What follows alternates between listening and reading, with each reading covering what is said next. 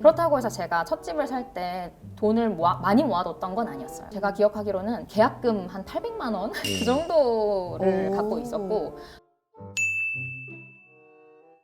안녕하세요, 미정입니다. 안녕하세요, 버러보라입니다. 안녕하세요, 진리입니다. 네, 네, 우리 이렇게 안녕하세요. 또 젊으신 분이 저랑 이제 한 두 띠동갑 날 것 같은 느낌이신데. 아빠 아니에요, 아빠? 삼촌.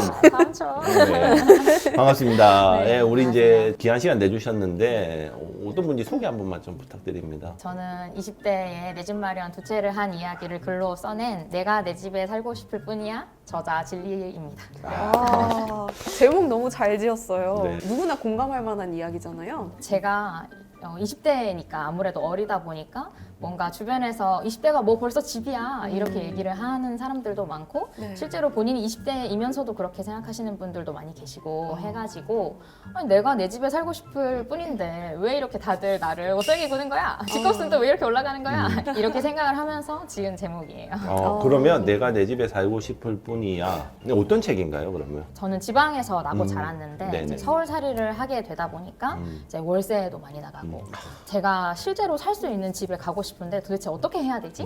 이런 생각을 항상 해왔어요. 네. 그래서 실제로 생각한 것들을 이제 공부로 또 이어가고 공부를 한 것들을 또 집을 사고 월세 수익을 받고 또 실거주 목적으로 들어갈 집을 사놓고 이제 이렇게 하면서 책을 쓰게 됐습니다. 20대 때 보통 그런 생각 잘 못하고 이제 막 대학 졸업하고 취업하거나 되게 살기 바쁘잖아요. 네. 이제 막 회사 생활 했는데 무슨 집은 꿈도 못 꾸고 회식 다니고 네. 따라다니고 놀고. 회식이 또 하나의 포인트였어요. 진짜요? 왜냐하면 제가 회식을 정말 많이 다녔는데 그러실 것 같았어요. 부장님들이 저를 되게 좋아하시거든요. 그래서 제가 막 삼행시 지어드리면서 이렇게 술자리를 갔는데 네. 이제 가다 보니까 이렇게 살아서 내가 뭘 남겨야 되는가 이런 생각을 하면서 또 이제 부장님들이 이제 네 집이 있어야 된다 이런 얘기도 많이 해주셨고 이제 저도 어릴 때부터 엄마께서 네가 네 집 하나는 꼭 갖고 있어야 돼. 너의 든든한 뒷배가 되어줄 거야. 이렇게 거의 세뇌를 시켜주셔가지고 저의 당연히 어떤 재무적인 목표는 내 집 마련이었어요. 되게 일찍부터. 네. 우리 부장님들은 뭐 하셨지? 부장님들이 그런 얘기를 안 해주셨나요? 아무도 안 해주셨는데. 책 읽어보니까 어머님의 역할도 되게 컸던 것 같아요. 네, 저는 이제 외동딸인데 저희 아빠가 굉장히 호인이신데 직업은 별로 안 좋으셨어요. 그래가지고 아파? 네, 이게 변동성이 너무 큰 거죠, 수입에. 그래서 그 와중에서 저희 엄마가 이제 가게를 꾸려 나가셔야 되니까 직접 집을 사시고 월세도 내시고 이런 거를 엄마가 또 용기를 내서 하셨어요. 그래서 그렇게 하다 보니까 아까도 말씀드렸다시피 네가 부동산 투자를 해라 이렇게까지는 아니지만 네 집이 있어야 하고 그래서 이제 엄마가 너를 위해서 열심히 하고 있으니까 넌 공부를 열심히 해야 하고 이런 과정들을 이제 계속 얘기를 해주셨고 다 오픈하고 얘기해 주셨구나. 네, 그렇다고 해서 내가 너 때문에 이렇게 힘들고 살고 있어 이건 아니었고 좋은 분이시네. 그냥 너가 나중에 정말 안정적으로 살기 위해서는 네가 왜 일을 해야 되고 왜 열심히 살아야 하고 왜 네 집을 마련을 해야 하는지를 잘 알아야 하니까 잘 봐둬라 이런 의미에서 가르쳐 주셨거든요. 저는 이제 사실 20대가 지난 지가 한참이 됐기 때문에 저희 20대 때는 이런 이야기를 안 했어요, 친구들이랑. 저도 그랬어요. 네. 여기도 갭이 좀 있나 보네? 그건 모르겠지만 네, 저도 안 했는데 안 요즘 20대들은 그런 이야기를 많이 하나요, 또래들하고? 근데 그런 얘기를 한다고 해도 네. 사실 뭐 공부를 뭐 어떻게 하고 여기까지 정도인 것 같고 실제로 내가 어떻게 한다 이런 얘기는 잘 안 하게 되는 것 같고 뒤에서 이렇게 하나?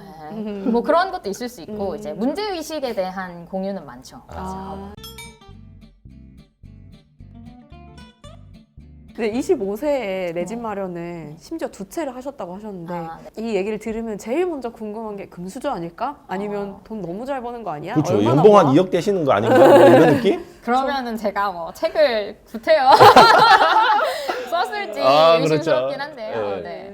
금수저는 아니지만 이제 네. 금수저만큼이나 이제 이렇게 잘 교육을 해주신 어머니가 계셨던 점이 있었고 당연히 열심히 공부를 해서 월급을 받으면서 잘 살고 있는데 그렇다고 해서 제가 첫 집을 살 때 돈을 많이 모아뒀던 건 아니었어요. 제가 기억하기로는 계약금 한 800만 원? 그 정도를 갖고 있었고 정말 붙이고 나니까 통장 잔고가 큰일 났네 이렇게 할 정도였고 그 대신 이제 지방에 6천만 원대 집이다 보니까 거기에 이제 대출을 한 70% 정도는 받을 수 있었어요. 그래서 그 주택담보대출을 받고 나머지는 저희 엄마가 또 빌려주실 돈은 없으셔서 신용대출을 조금 받아서 어머니께서? 어머니께서 받으셔가지고 네, 주신 거예요? 받아서 빌려주시고 저도 이제 직장인 신용대출 좀 받고 이렇게 해가지고 근데 그렇게 하니까 대출이 너무 많잖아요. 그래서 이거를 안 갚으면 큰일 날 것 같아.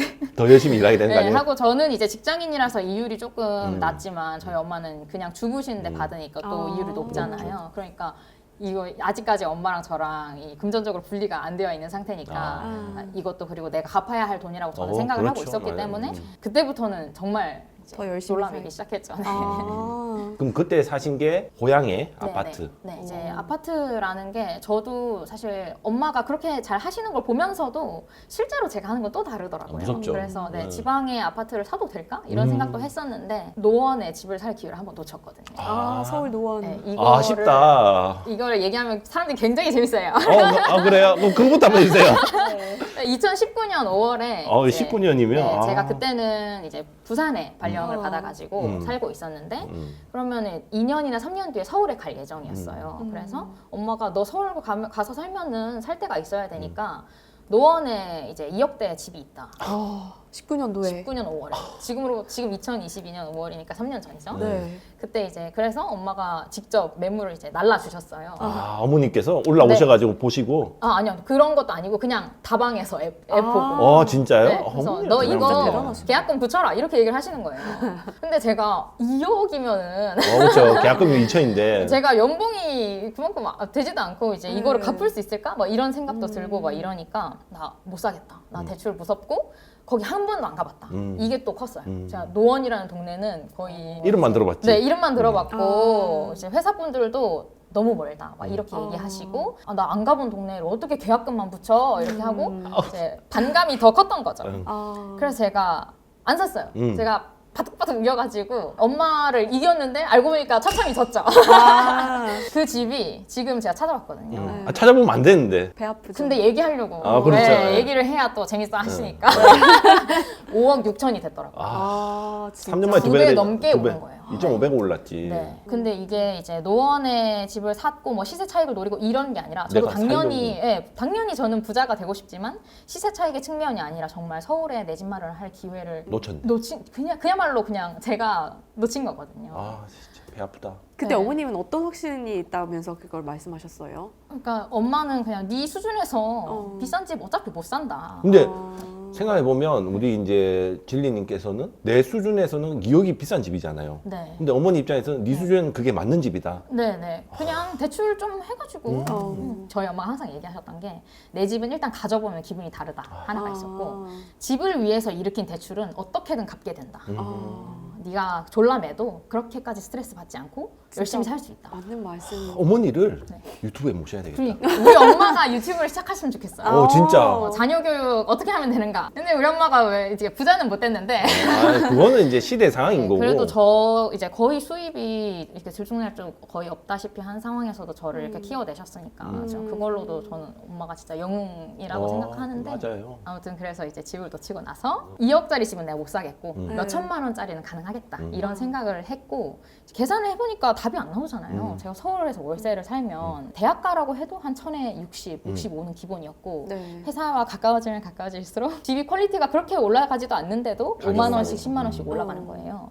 그러면 월급을 받으면 거의 이제 집을 위해서 네. 미래의 집도 아니고 현재의 집을 위해서 그냥 그렇게 지금 돈을 써야 살기만 하는데 하는. 네.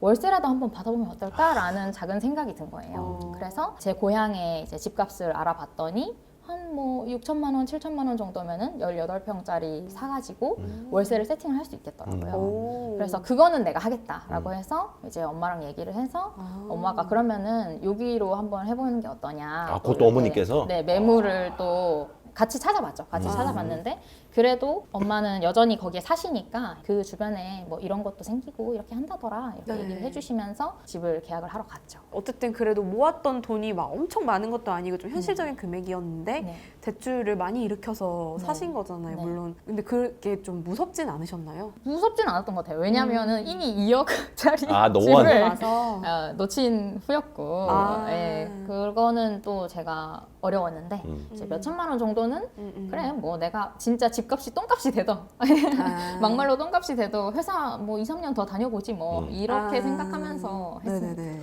그러면 첫 집을 그렇게 하고 바로 네. 또 하나를 더 하셨다고? 바로는 아니고 한 어. 1년 정도 텀이 있는데요. 네. 부산에서 그때 음. 지내고 있다고 말씀드렸는데 네. 다음 해에 이제 서울로 발령이 났어요. 그래서 실제로 이제 월세를 받고 있으면서 이제 월세를 살게 됐는데 음. 그래도 월세는 비싼 거죠. 아, 서울이 비싸고 비싸죠. 네. 사실은 이제 사람 욕심이라는 게 끝이 없어서 네. 하나를 보면 두 개 갖고 싶고. 월세를 받는데 이거 내가 월세를 안 내면 훨씬 더 많이 남는 거잖아요. 어. 그러니까 그런 생각을 하면서 실거주도 한번 알아봐야겠다. 음. 서울로 오면서 그런 생각을 바로 했었어요. 그러면 두 번째 산 거를 그럼 거기 지금 거주하고 계신 거예요? 아니요. 저는 이제 월세를 살고 있고 음. 이제 소위 말하는 갭 투자를 해둔 건데 미리 선점하는 개념으로 해서 집을 적절한 수준에서 사두고 이제 그게 1억 4천 전세에 3천만 원 제 돈이 들어갔거든요. 어. 그래서 해두고 서울이나 규제 지역에는 대출이 많이 나오지 않잖아요. 음. 그래서 제가 어느 정도 저축을 또 해서 전세입자한테 돈을 쥐어주고 들어가야 하는 입장이라서 지금은 월세를 살면서 그때를 기다리고 있는 거죠. 그러니까 내가 살 집이긴 하지만 전세 끼고 산 상태고 네. 이제 거기에 들어갈 계획을 하고 계신 거다. 네, 네. 아. 지역이 인천 쪽이라고. 네, 인천인데 정말 신기한 게 그냥 저는 제가 돈이 없으니까 싼 집을 살 수밖에 없으니까 어쩔 수 없이 덜 올랐던 인천에 간 건데 상승장의 끝 무렵에는 정말로 그런 이유 때문에 오르더라고요. 엄청 달렸죠? 네. 아, 재밌으셨겠다. 그렇진 않고 이게 제가 점프를 해야 되잖아요. 그러니까 불인이들이 편한 게 뭐냐면 사실 그냥 지금 할 수 있는 최선을 다해서 해놓고 이제 나중에 점프를 하면 된다라고 생각을 하고 싼 집이 또 그렇게까지 막 곤두박질 치진 않으니까 이제 사두는 게 맘 편하긴 한데 어쨌든 저의 목표는 더 좋은 집으로 가는 거기 때문에 이 집이 오른 것보다 다른 집이 비싼 집이 더 많이 오르니까 내가 다음 집에 갈 수 있을까라는 생각이 들어가지고 또 마냥 좋지는 않더라고요. 그렇죠. 사실 네. 실거주하는 입장에서는 내 집이 오르면 다른 집도 같이 오르니까 맞아. 내가 이렇게 네. 이사의 자유가 없어지는 느낌? 그 어쨌든 뭐 마음 먹으면 전세를 사실 수도 있는 상황이고 한데 왜 이제 내 집을 마련했음에도 불구하고 네. 월세를 계속 살고 계신 이유가 있나요? 일단은 첫 번째로 시장에서 전세를 주지를 않더라고요. 아, 전세가 별로 똑똑하구나. 없고요. 네. 두 번째는 전세를 살아도 대출을 받아도 어차피 20% 정도는 제 돈이 들어가야 되거든요. 근데 그것보다는 월세 보증금이 싼 것도 있었고 아. 네, 그리고 이제 제가 신용대출이나 저축액이나 이런 거를 이용해가지고 그래도 어느 정도 목돈이 그때 이제 제가 아까 갭을 끼고 3천만 원 드리고 했다 했는데 그 정도의 돈은 있었으니까 기회를 봐서 들어갈 수 있는 거 있으면 무조건 들어가자라고 생각을 하고 유동 네, 쓰려고 돈을? 전세 보증금보다는 월세 보증금에 들어간 돈이 작으니까 이제 그렇게 하려고 목돈을 했던 좀 거죠. 만들어 놓으시려고요. 나 때는 이렇게 땡길 수 있는 거 다 땡겨가지고 월세 살았는데 그걸로 이걸 해놓고 사는 게 참 네. 현명한 것 같아요. 네. 그렇게 해두니까 좀 시야가 넓어지는 것 같아요. 이게 당장 내가 이 월세를 사는 게 당연히 돈이 아까운 일이긴 하지만 언제 내가 또 강남에 살면서 이런 인프라를 누려보겠어 하고 이제 나중에 나 다시 강남으로 돌아와야겠다 이런 다짐도 하고 엄마가 일단은 그런 관념은 세뇌를 시켜주셨어요. 네 집이 있어야 세뇌. 돼 라는 거는 거의 네. 이제 해주셨고 근데 제가 살면서 보니까 내 집 마련은 해야 되는 거고 하고 싶더라고요. 그리고 지금 이 월세를 평생 낼 수는 없잖아요. 그럼 결국에는 내 집 마련을 해야 되는데 저는 입사를 했을 때는 그래 내가 50대 되고 40대 되고 하면 언젠가 집이 마련이 되어 있지 않겠어? 라고 생각을 했는데 지금 시작하지 않으면 제가 30대에 시작하려는 보장도 없고 40대에 시작하리라는 보장도 없더라고요. 그리고 제가 무슨 어떤 자료를 봤는데 40대가 되는 사람들을 설문조사를 해서 당신의 집이 있습니까? 라는 설문을 했었는데 집을 갖고 있는 비중이 생각보다 많지 않았어요. 50%도 되지 않았어요. 아 진짜요? 네. 그래서 지금 당장 내가 하지 않으면 어차피 이 하루하루가 흘러가다 보면 난 어느샌가 40살이 되어 있을 텐데 네. 그때 내가 집이 없다면 내가 과거의 나에게 도대체 무슨 이야기를 해주고 너 뭐 했어? 약간 이런 느낌. 네, 원망할 것 같은 거죠. 그런 제 자아 성찰의 시간이 또 있었기 제가 때문에 또 MBTI N이거든요. 아. 생각이 되게 많은 네. 편이어서 이제 네. 거기까지 갔다 왔죠. 미래까지 갔다 왔습니다. 근데 제가 이제 여기에 공감하는 게 저도 내 집은 있으면 좋겠다 생각을 했지만 그냥 똑같이 한 40, 뭐 50대면 자연스럽게 생기겠지. 그러면서 내가 그냥 일상 열심히 하다 보면 돈은 모이고 뭐 언젠가 사겠지 했는데 계기가 없으면 안 되는데 그런 계기는 일부러 만들거나 아니면은 뭔가 충격적인 계기가 있어야지 집을 사게 된다고. 저는 이 영상을 혹시나 이제 우리 20대들이 본다면 미리 준비하는 게 굉장히 중요하다고 생각을 해요. 근데 이제 부모님께서 아까 잠깐 얘기를 하셨지만 집안 경제 사정이나 이제 뭐 집 마련하는 그런 과정들을 이렇게 다 스스럼 없이 다 보여주셨다고 했는데 그때 어린 마음에 뭐 어떤 생각이 드셨어요? 우리 집이 형편이 별로 안 좋아 막 이러면서 안 좋은 생각이 드시거나 그러진 않았어요? 그런 거는 팩트인 걸 뭐 어떻게 할 수가 없잖아요. 그 자녀 교육 하시는 분들이 이 모든 걸 다 오픈하고 하는 게 맞는가 이런 고민도 하시죠? 아직 자녀가 없지만. 저는 13살 때 이런 생각 한 적이 없었는데. 그렇죠. 우리 집안 경제 사정은 이러이러하다 이런 부모님도 거를 말씀도 안 해주셨고 네, 오락실 안 가기 했죠. 바빴거든요 저는. 그래서 실제로 주변에 보면은 우리 집이 자가인지 전세인지도 모르는 아직도 제 또래들이 아, 진짜요? 본가가 그런 오. 사람들도 있더라고요. 어. 뭔가 약간 세상에 때를 덜 타게 하고 오. 싶으셨던 게 아닌가라는 어. 생각도 드는데 아. 저는 이제 엄마가 그렇게 얘기를 해주셔서 감사했어요 오히려. 왜냐하면 어차피 우리 가족은 이렇게 살고 있는 건데 이거를 그냥 투명하게 저한테 얘기를 해주시고 정말 저희 엄마가 그런 약간 부정적인 감정을 전이를 해주신 게 아니라 네가 나중에 잘 살기 위해서 이건 알아둬야 해 라고 이제 이야기를 해주신 거고 나랑 다르게 살았으면 좋겠다 아. 그런 진심으로 이야기를 해주신 거기 때문에 제가 뭐 그게 싫다거나 한 건 아니었고 당연히 때로는 내가 엄마랑 이런 감정적인 유대가 너무 깊은 게 아닌가? 라는 생각이 들 때도 있었지만 결국에는 저는 엄마의 유전자를 물려받은 딸이기 네. 때문에 그렇죠. 저는 엄마가 옳다고 생각합니다. 그래서 이제 더 남들보다 빨리 경제관념에 눈을 떠가지고 네. 뭐 여기도 이제 이렇게 앉게 되시고. 아, 이 자리에. 영광입니다.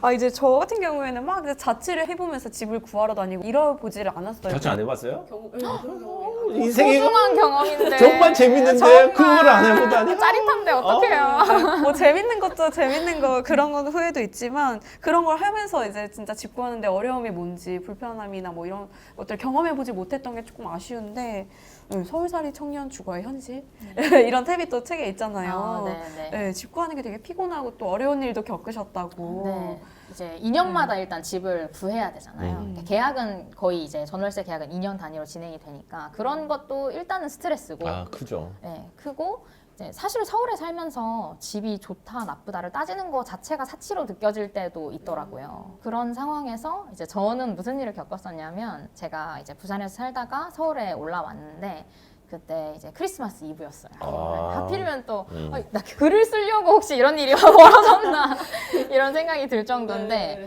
제가 이제 94년생인데 또 집주인 할머니 또 49년생이시네. 네, 그래가지고 4994. 네, 아주 드라마가 하나 나왔는데 이제 1062 정도 되는 오피스텔이었고 굉장히 좁았어요. 한 4평에서 5평 정도 아이고. 되는 정도였고 그래서 슈퍼 싱글 침대 하나 깔기가 어려운 그런 이제 집이었는데 그게 60만 원이라고요? 네, 아. 그런 가격이어가지고 근데 어쩔 수 없다. 왜냐면 그 집은 좋았던 거는 창밖이 하늘이었어요. 포기할 수 없다. 낭만 포기할 수 없기 때문에 포기할 수 없다. 그래. 그러니까 여기 살면서 어. 하늘을 내 집 사무리 하고 이제 살자.